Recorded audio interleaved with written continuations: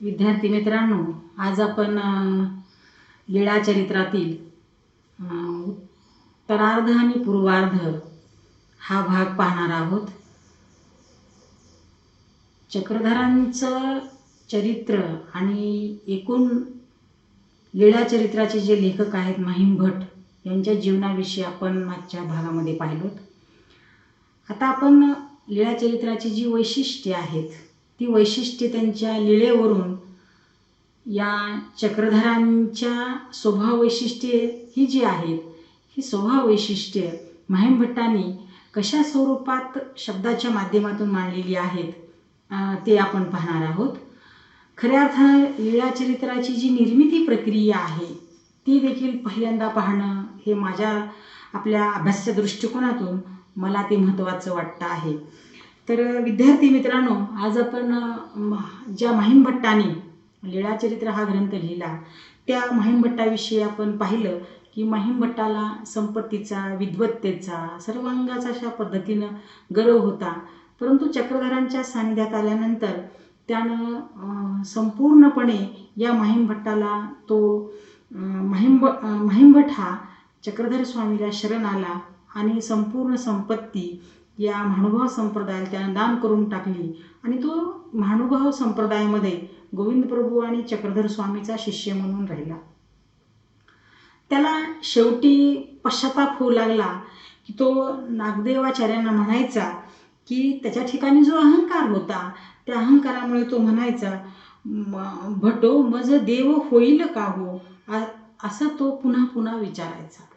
आणि मग भटो मज देव होईल का हो असं विचारल्यानंतर नागदेवाचार्यांनी मात्र त्याला सांगितलं की खऱ्या अर्थानं रिद्धिपूर गावी जे गोविंद प्रभूंची जी तर समाधी होती त्यांच्याच समाधीच्या ठिकाणी त्यांच्या त्या विचारामुळं म्हणजे नागदेवाचार्याच्या सांगण्यावरून या महिम भट्टाची देखील समाधी तिथं बांधलेली आपल्याला पाहायला मिळते आहे. महानुभाव संप्रदायामध्ये महिम भट असतील, नागदेवाचार्य असेल, औसा असेल, ह्या ज्या व्यक्ती आहेत या व्यक्ती चक्रधरांच्या सानिध्यात राहिल्या. चक्रधरांचं एकूण जीवन त्यांनी जवळून अभ्यासलेलं होतं, पाहिलेलं होतं, अनुभवलेलं होतं. आणि मग महिम भट्टाविषयी नागदेवाचार्य म्हणायचे औसाला, चक्रधर स्वामीही म्हणायचे की बाई ब्राह्मणी निका असे येथ जवरी होता तवा पुसतसी असे ते उद्गार चक्रधरांनी महिम भट्टाविषयी काढलेले होते. म्हणजे महिम भट हा विद्वान होता.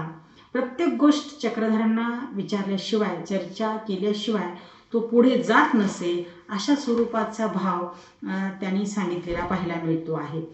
आणि मग खऱ्या अर्थाने जेव्हा महिम भट्टाने गोविंद प्रभू आणि चक्रधरांच्या जीवनाविषयी चरित्रग्रंथ लिहिले तेव्हा ते चरित्रग्रंथ लिहित असताना श्री प्रभू दास्य वेगळा दाखवावे, म्हणजे श्री प्रभू आणि त्यांचं आपण दास्यत्व आहोत हा भाव त्यांनी आपल्या ग्रंथाच्या माध्यमातून लेखन करीत असताना खऱ्या अर्थानं तो दाखवलेला पाहावयास मिळतो आहे.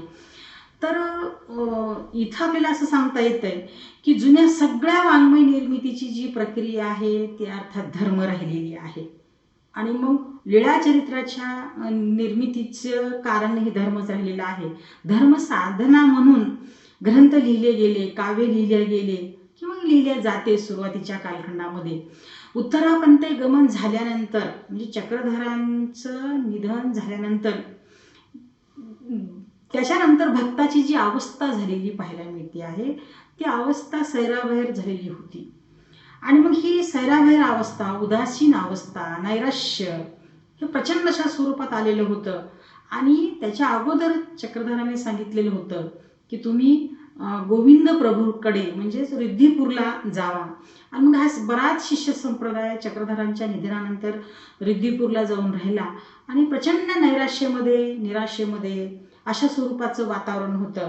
आणि मग त्यावेळी मात्र भटोबास म्हणजे नागदेवाचार्य उर्फ भटोबास हा मात्र सतत एकांतात मात्र असे. आणि मग एकदा महिम भट त्यांना विचारले, भटो काय करती असे? तेव्हा ते नागदेवाचार्य म्हणायचे, मला स्वामी कुठे कुठे गेले होते स्वामी कशा स्वरूपाचा सहवास होता, स्वामींनी काय काय केलं, हे मी आठवतो आहे, मला आठवतं आहे. आणि मग रात्र रात्र त्याच आठवणीमध्ये मी जागून काढतो आहे, स्वामींच्या आठवणीमध्ये. तेव्हा माहिमभट म्हणाले की म्हणू लागले की तुम्ही ते आठवा, ते मला सांगा आणि मी ते काय करतोय, लिहून घेतो. आणि गंमत अशा स्वरूपाची मुलांनो की नागदेवाचार्यांना चक्रधर हे जे आठवले, त्याच्या ज्या आठवणी आहेत, त्याच्या ज्या लीळा आहेत, त्या आठवणी, त्यांचं स्मरण, लीळा ते सांगत राहिले आणि महिमभट लिहित राहिले. जवळपास हे 6 महिने सांगत होते आणि लिहित होते. त्याच्यानंतर दुसरी जी प्रक्रिया आहे, तेव्हा महिमभट लिखाण झाल्यानंतर महिमभट्टाला नागदेवाचार्य म्हणाले की हे सगळं मी जे सांगितलेलं आहे ते खरं असेलच असं नाही, तर ते लोकांच्या मध्ये जाऊन त्याचं काय केलं पाहिजे, खरं खोटं किंवा शहानिशा केली पाहिजे. आणखीन काही त्यांच्याविषयी माहिती मिळत असेल तर ती पण आपण सांगितली पाहिजे, म्हणजे एकत्रित संकलित केली पाहिजे. नवीन काही माहिती असेल आणि मग आपल्या गुरुचं जेव्हा आपण हे लेखन करतो आहोत तर त्याच्यात समग्रपणे चक्रधर उतरले पाहिजेत, असं त्यांनी सांगितलं. आणि त्यानंतर मग आपण पाहतोय की स्वामी जिथे जिथे फिरले होते, म्हणजे चक्रधर स्वामी जिथे जिथे फिरले होते तिथं तिथं जाऊन त्यांच्या आठवणी यांनी गोळा केल्या. आणि त्या आठवणी ह्या समग्र महिमभट्टांनी महाराष्ट्रभर फिरले आणि त्या आठवणी गोळा करून त्या संकलित केल्या. आणि मग आपण असं पाहतोय की हे महाराष्ट्रभर फिरत असताना चक्रधरांचे काही सर्वच भक्त नव्हते, चक्रधरांचे सर्वच काही शिष्य नव्हते म्हणजे आपले वाटायला, पटकन सांगायला. तर महाराष्ट्रभर फिरत असताना अनेक शेतकरी, शेतमजूर, वेगवेगळ्या स्तरातील लोक होते. आणि मग महिमभट्टाला अनेक शेतकऱ्यांच्या पाठीमागं, म्हणजे नांगरामागं, कुळवामागं, खेमभट नावाचा व्यक्ती आहे त्याच्या पाठीमागं तो नांगर आणत असे आणि त्याच्या पाठीमागं ते फिरत फिरत फिरत चक्रधरांचे त्यांनी ही ज्या आठवणी आहेत त्या आठवणी संकलित केल्या. म्हणजे मराठी भाषेतला जो पहिला गद्याचा जो ग्रंथ आहे तो ग्रंथ खऱ्या अर्थाने कुळवामागे, नांगरामागे, ग्रामीण भागामध्ये, त्याच्यानंतर बहुजन समाजामध्ये फिरून त्यांच्या ज्या आठवणी आहेत, त्यांची जी शिकवण आहे ती शिकवण यांनी त्या लीळेच्या रूपानं, आठवणीच्या रूपानं गोळा केली आणि या ग्रंथाची दुसरी म्हणजे ज्याला आपण काय म्हणतो प्रक्रिया पूर्ण झाली.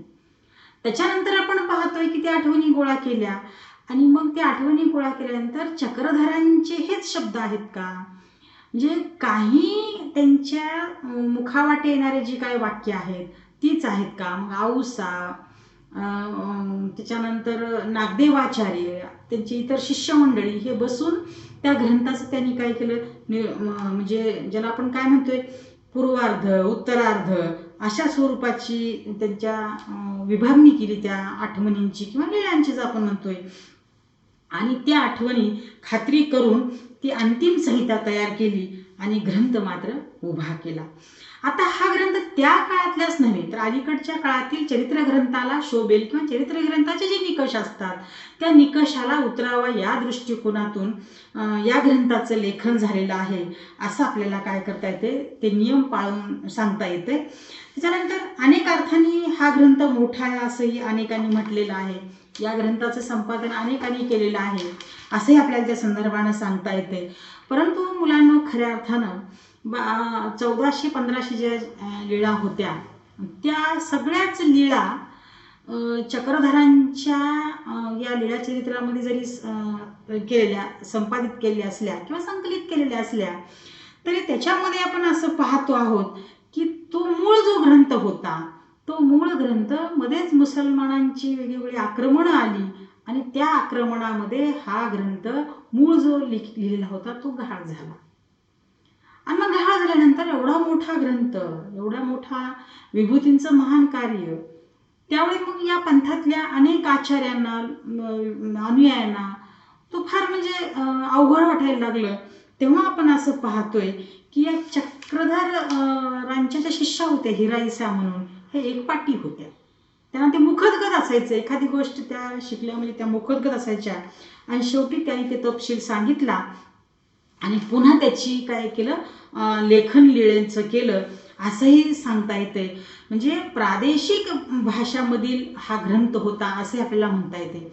कारण याच्या अगोदर आपण सांगितलेलं आहे की लीळाचरित्र हा ग्रंथ मराठी भाषेतला तर आहेच, पण त्याच्या अगोदर प्रादेशिक भाषेमध्ये त्या ग्रंथाची हिंदीमध्ये पृथ्वीराज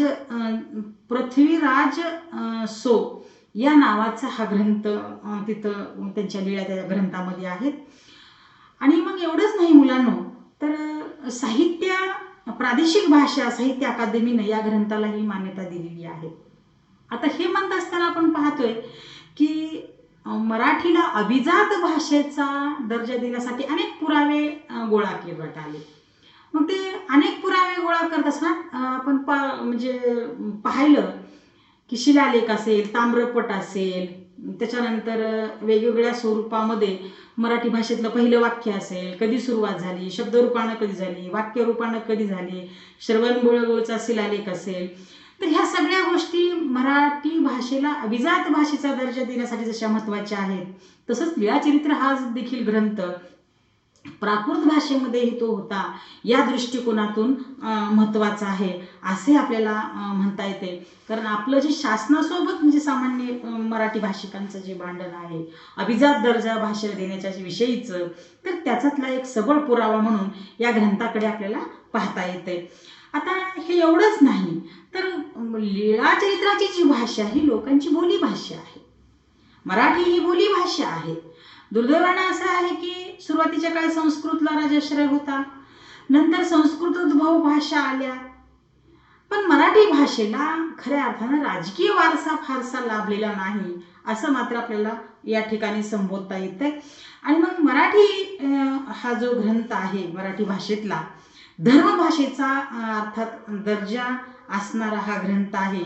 वाणी गोड आहे, हातोटी अकृत्रिम आहे, सांकेतिक लिपी आहे आणि वावर मात्र सगळीकडे टिकून आहे असं आपल्याला सांगता येते. मग याच ग्रंथाच्या माध्यमातून तत्कालीन समाजातील व्यापार, तत्कालीन समाजातील वेगवेगळ्या स्वरूपाची माहिती ही नोंद आपल्याला पाहायला मिळते आहे. आता याच लीळाचरित्रावर पुढचे 600-700 ग्रंथ हे खऱ्या अर्थानं लीळाचरित्राचं ज्याला आपण काय म्हणतो बीज आहे, बी आहे, आणि त्याच्यावर एवढे ग्रंथ पुढे काय केले, अनेक ग्रंथांची निर्मिती झाली आपल्याला पाहायला मिळतोय.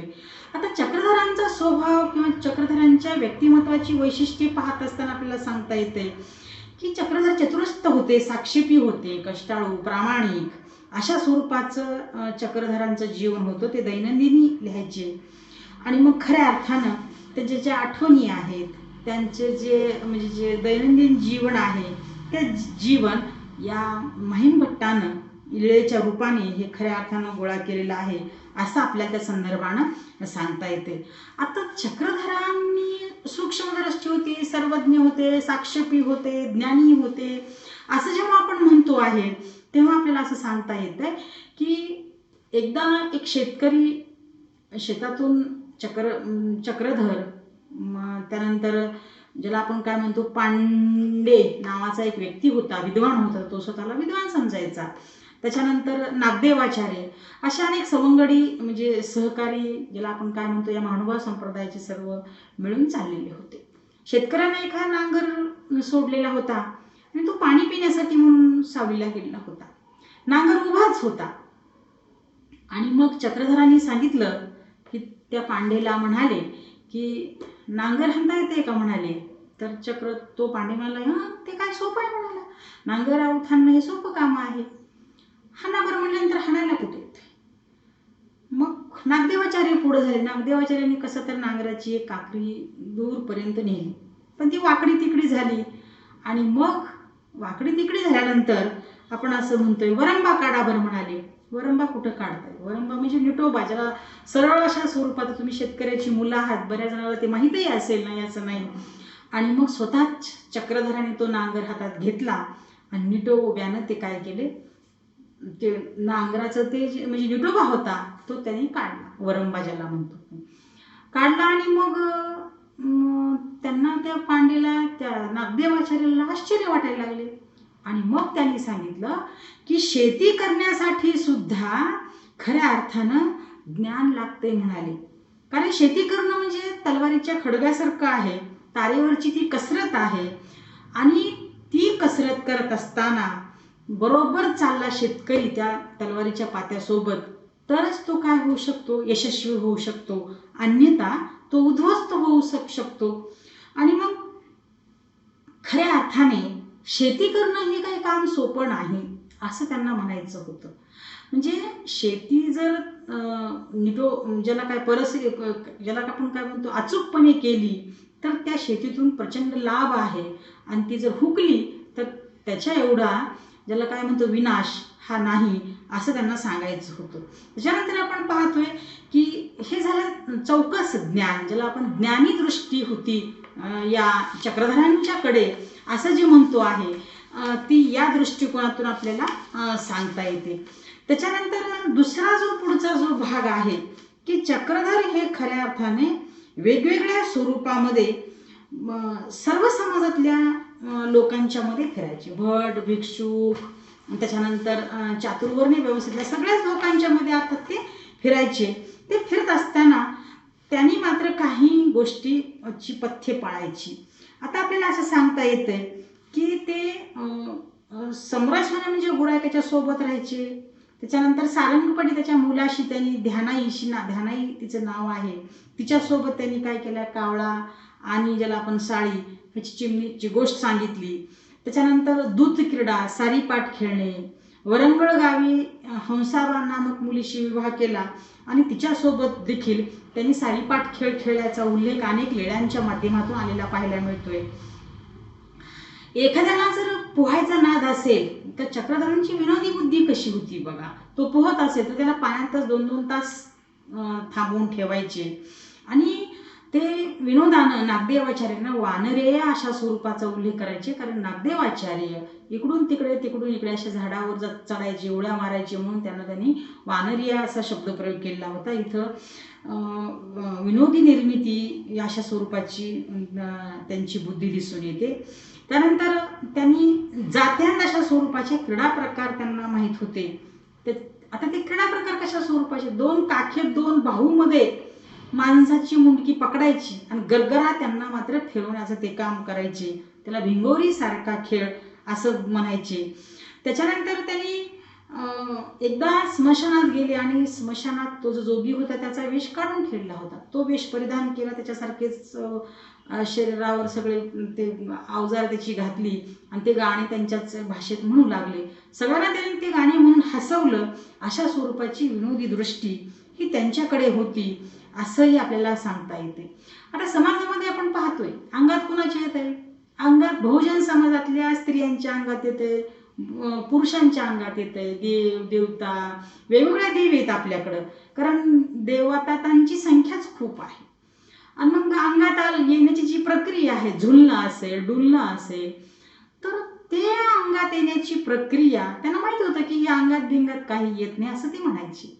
आणि मग त्या स्त्रियांचे जे झुलणं आहे, डुलणं आहे, ते मात्र प्रत्यक्ष करून दाखवायचे. आणि मग म्हणायचे हे काय आहे प्रभू म्हणून बाईसाने विचारलं की ते त्यांना म्हणायचे की बाई हे शूद्र देवदेवतांची क्रिया असेल असं त्यांनी मात्र खऱ्या अर्थानं त्या घुमण्यातून विचार मांडलेले पाहायला मिळत आहेत. त्यानंतर पुढे आपण असं पाहतोय की एकदा एका खऱ्या अर्थानं माणसाला पोहायचं खूप थंड पाण्यात नदीच्या विहिरीच्या थांबायला आवडायचं. त्याला त्यांनी विनोदानं शीतळा देव असं नाव ठेवलेलं पाहायला मिळतं आहे. त्यानंतर दुरूनच एकदा बाईसाने चक्रधर जात असताना त्यांना दुरून झाडी खूप दिसू लागली आणि त्यांना मग बाईसा म्हणते त्यांना की आंब्याची आमराई आहे काय की. तेव्हा चक्रधरांना ते माहीत होतं. ते तिथंपर्यंत घेऊन गेले आणि हे पहा बाईसा आंबराई तुमची असं ते म्हणतात. खरं तर ती एरंडाची झाडं होती, ती आंब्याची झाडं नव्हती. पण ते विनोदानं तिथंपर्यंत घेऊन जाऊन तिला तशा स्वरूपाचं धडा दिल्याची एक त्यांची ती वृत्ती पाहावयास मिळते आहे. साधाईचा नावाची एक शिष्य होती. तिनं रव्याचे लाडू करून आणले आणि त्यांना 7 मुसळं आणले तरी ते लाडू काही फुटत नव्हते.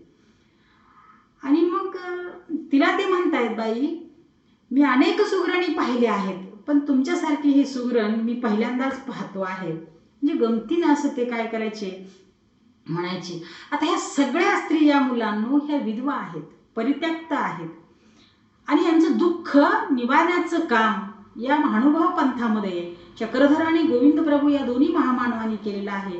आणि मग ह्या स्त्रिया विरक्त वृत्ती होऊन या संप्रदायामध्ये संन्यासिनी म्हणून काय केलेले आहेत, राहिलेले आहेत त्यांच्या सानिध्यामध्ये, असे आपल्याला त्यांच्या संदर्भानं सांगता येतंय. त्यांची अहिंसक वृत्ती होती. एक पुरुष असाच खूप बाहेर कुणाशी तर भांडून शेजाऱ्याशी आला तेव्हा ते बाईसाला म्हणतायत की त्याला आपल्याजवळ घेऊ नका. मग का म्हणून जेव्हा बाईसाने विचारलं तेव्हा ते म्हणत आहेत, ते काय म्हणतायत बघा, बाई हा प्राणी अशी चैतन्य ओरबडून आला असे. त्यांना कुणाचं तरी ते दुःख देऊन त्यांना भांडून आलेलं आहे. जे भांडण करू नका, त्याला दुःख देऊन आलेलं आहे म्हणून त्याला खऱ्या अर्थानं जवळ घेऊ नका असंही ते म्हणायचे. आणि मग एकदा स्त्रिया ज्या कुटुंबातल्या होत्या त्या एकदा चक्रधरांना भेटायला आल्या आणि भेटायला आल्या म्हणून चक्रधर त्या घरातून म्हणजे त्यांच्या त्या रूम जिथं राहायची व्यवस्था होती तिथून बाहेर येत होते. त्यांना ती चौकट लागली. चौकट लागल्यानंतर रक्त वाहू लागलं. रक्त लागल्यानंतर मग बाईसा गडबडीनं पळत आल्या आणि मग त्या स्त्रियांना त्या शिव्या देऊ लागल्या. तेव्हा चक्रधर काय म्हणतायत बघा, कारण अनावधानात ती लागली असेल चौकट आणि मग बाईसा मात्र त्या स्त्रियांना शिव्या देत असताना ते काय म्हणतायत बघा, प्राणी येसी येथ आलिया जळता जावे त्यांना निवावे कोठे. ते जे प्राण आहे त्या स्त्रियांचा त्या कुठंतरी त्या जळत असतील, कुठं त्यांना त्रास होत असेल आणि मग तो हलका करण्यासाठी ते आपल्या जवळ आलेले असतील. त्यांना अशा स्वरूपाच्या शिव्या काही देऊ नका असंही चक्रधर त्यांना म्हणालेले आपल्याला पाहायला मिळते. एकदा खऱ्या अर्थानं असं आपण सांगतो आहोत की चक्रधरचं जे व्यक्तिमत्व आहे ते चक्रधरांचं व्यक्तिमत्व अहिंसावादी आहे. हिंसा करायची नाही. एकदा कुठल्या तरी कारणानं चिखल तुडवत असताना एका चिखलातून मुंग्या खूप निघू लागल्या. तेव्हा त्यांनी उदाहरण दिले. त्या एका निळेमध्ये ते उदाहरण आहे की तो चिखल सोडून द्या. म्हणजे तो मुंगळा निघाला तो चिखल तो काय करू नका, ते तुडवू नका, तो सोडून द्या. आणि मग ते सांगतायत की त्या मुंगळ्या तुडवल्या तर ती हिंसा होईल, त्या मारल्या जातील, तर त्या मारायच्या नाहीत म्हणून सोडून दिल्या. आणि मग म्हणतायत बाईसाला ते म्हणतायत, तुमची मुंगी रांडणं होवावेची. म्हणजे तुमची मुंगी एखादी मुंगळा मरू नये आणि तिचा नवरा मिळाला तर ती एखादी रांड होऊ नये. म्हणजे एवढी ती काळजी कशा स्वरूपाची घ्यायची याच्यावरून आपल्याला लक्षात येत आहे की त्यांची वृत्ती ही हिंसावादी नव्हती.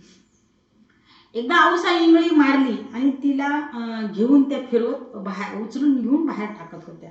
तेव्हा ते म्हणतायत, ती का प्राणी नाही का, तुम्ही महात्मे हो. म्हणजे तो इंगळी हा देखील प्राणी आहे, त्यांना उचलून बाहेर नेऊन टाकायला पाहिजे होतं. तुम्ही खरं तर त्यांना महात्मे हो म्हणून सोडून द्यायला पाहिजे होतं असंही ते म्हणतायत. त्यांना अभय देणारे तुम्ही आहात.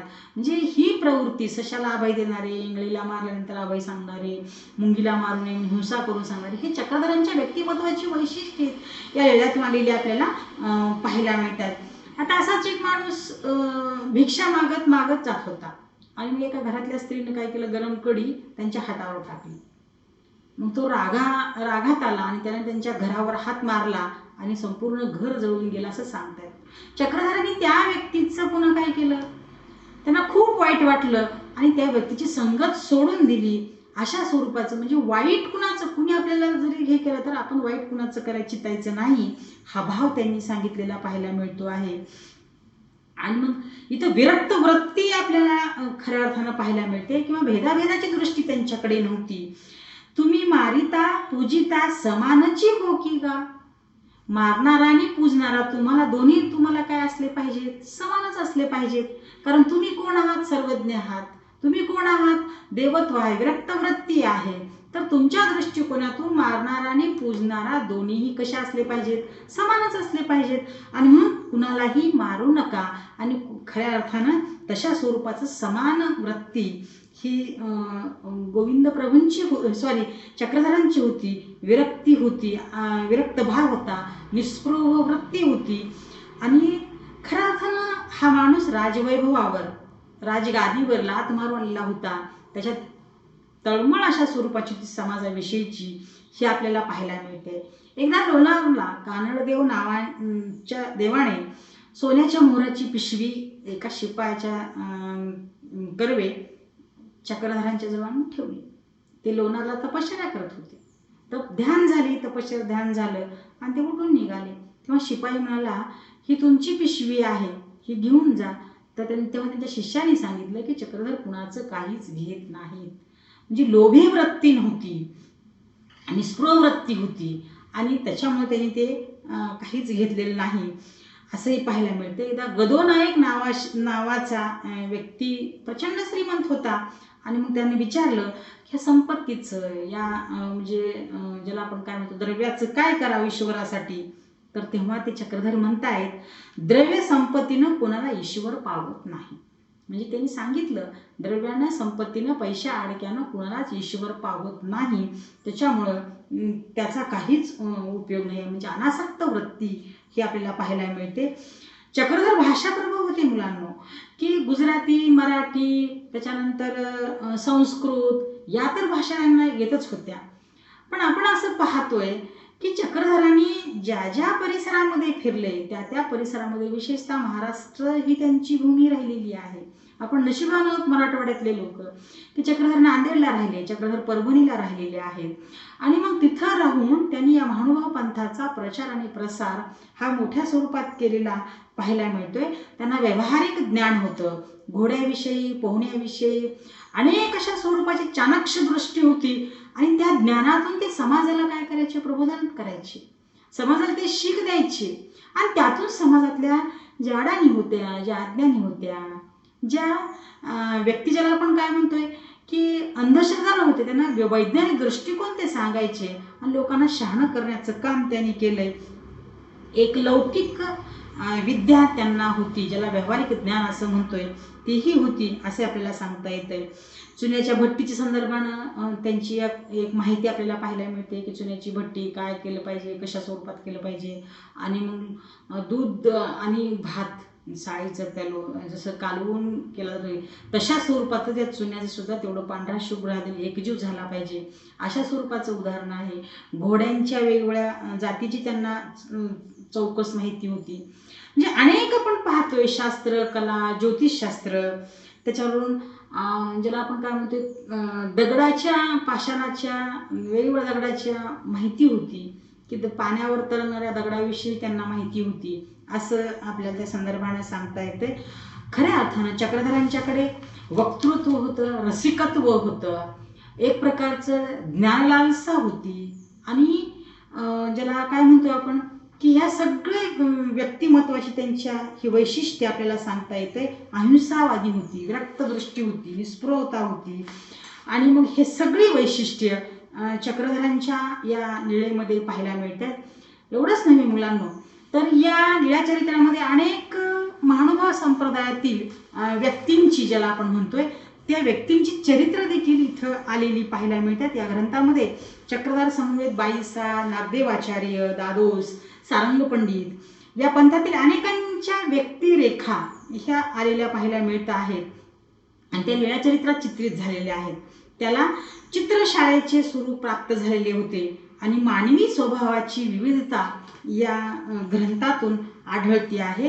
तर खऱ्या अर्थानं व्ही कोलते नावाचे, शग तुळपुळे नावाचे ह्या लेखकांनी मात्र चक्रधरांच्या विषयी फार मोठ्या स्वरूपाची माहिती ही गोळा करून संकलित केलेली आहे असं आपल्याला त्या संदर्भानं सांगता येतं आहे.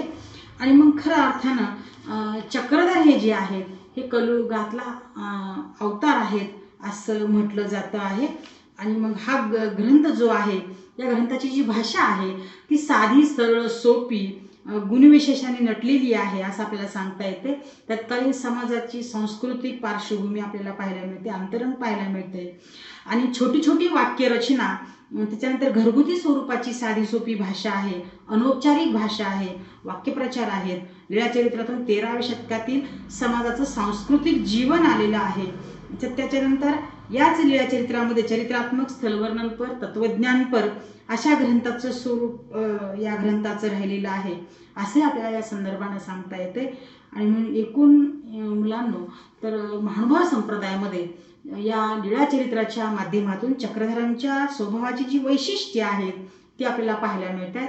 तशाच चक्रधरांच्या लीळाचरित्राच्या माध्यमातून तत्कालीन जी भाषा आहे किंवा महिमभटाची जी भाषा आहे, या महिमभटाच्या भाषेचं स्वरूप आपल्याला पाहायला मिळते. अल्पाक्षर रमणीयत्व हे त्याचं वैशिष्ट्य आहे. निवेदन शैली खूप चांगल्या पद्धतीची आहे असे आपल्याला सांगता येते.